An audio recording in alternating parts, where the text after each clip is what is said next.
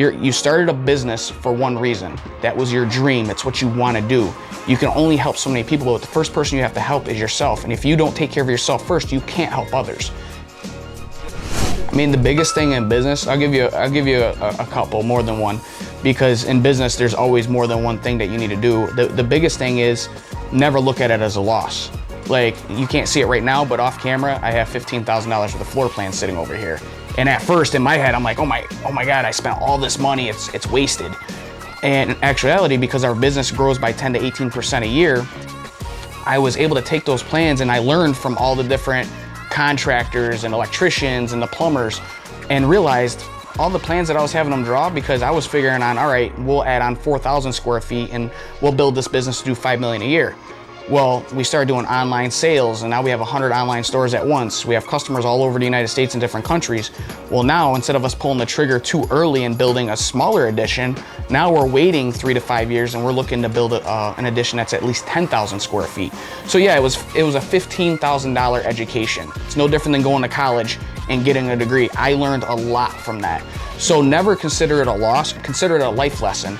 Because in business, no one could ever tell you everything you need to know. You have to make a mistake first to learn from it, and that mistake may put you a step back, but then once you learn it, it puts you 3 moves forward. And never look at anyone else's success and think you're not doing good enough, right? Coming from a poor background and my wife building our life together with no financial help from anyone, you have to take everything in stages. You have to build a daily plan, you have to build a yearly plan, and then you want to plan 5 and 10 years out. Like, I already know in the next 2 years, I have a bunch of stuff paid off and I'm able to invest more into the company and more into my staff. So I can never look at what someone else is doing because they were dealt different cards.